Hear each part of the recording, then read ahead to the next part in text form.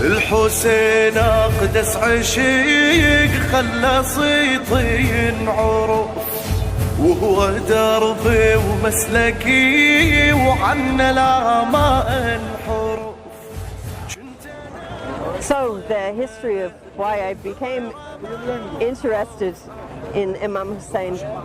I went to college when I was 40, and all of my studies were focusing on the Middle East, and part of my course was some of the surah in the Quran. And I heard of the Battle of Karbala and Yazid and his forces and what happened to Imam Hussein and his family. Soon after I was doing that particular module, I was diagnosed with breast cancer, and I was supposed to fly to Bahrain 2 days after I was diagnosed with cancer, and I was so upset that I could not go to Bahrain that my husband had to unpack my bags for me, and then I went immediately for surgery, and I had a mastectomy on my left side. Then I had chemotherapy and radiotherapy, and during this time I was working for human rights, and I felt that it was criminal to hurt people because of their relationship with God, because of the path that they were choosing to honor God in their way. I believe that no one should be persecuted for their faith. I was invited to the Husseinia.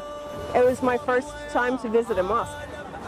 I was very nervous. I was also completely bald. I had no hair. My face, my skin was grey from the chemotherapy. And I was being honored because of my work by the imam in that mosque. And in the corner of the room, I was there with a colleague, and everybody was speaking, and they were speaking with the microphone, and I didn't understand anything because I don't speak Arabic. And in the corner of a room, this very angry man said, "Miss Tara, why are you here? Who are you speaking on behalf of? Who are you representing?" And I knew he was very angry because he didn't understand. And it was unusual to see me there. And I said, "I'm not speaking on behalf of anyone else. I'm not trying to represent anyone else. I'm here in my own capacity because I don't believe anyone should be persecuted for their faith. And I have cancer, and I believe that whatever God has given me for the rest of my life, whatever I have left of my life, that I want to lay it down at the feet of others, to give my life for God and to help people not be persecuted for their faith.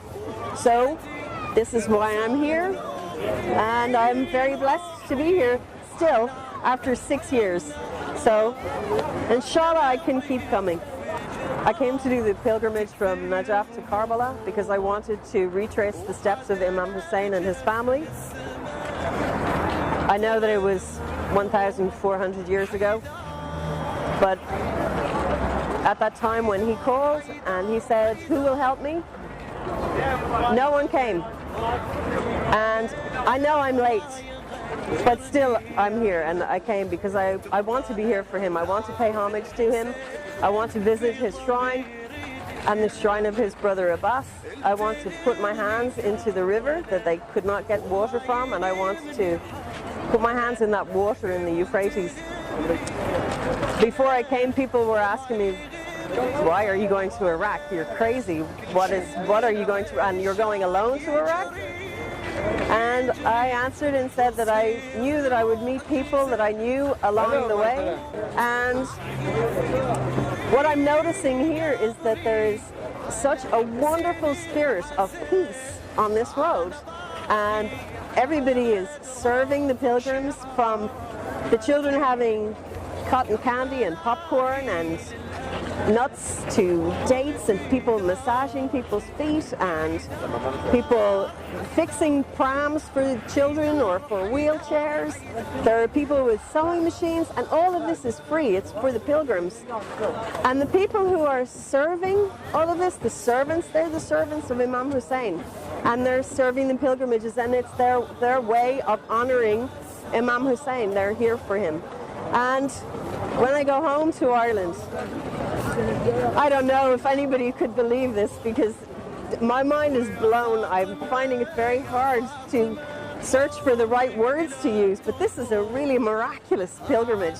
I've never been anywhere like this, surrounded by so many people, all with the same focus, all looking for the shrine of Imam Hussein, all walking towards Imam Hussein. And I just feel so privileged and blessed to be here. So when I go home, I will visit the Husseinia in Dublin in Ireland, and I will tell them about the amazing visit that I'm having. It's only my first day, and I'm just seeing miracles all around me. So I feel very, very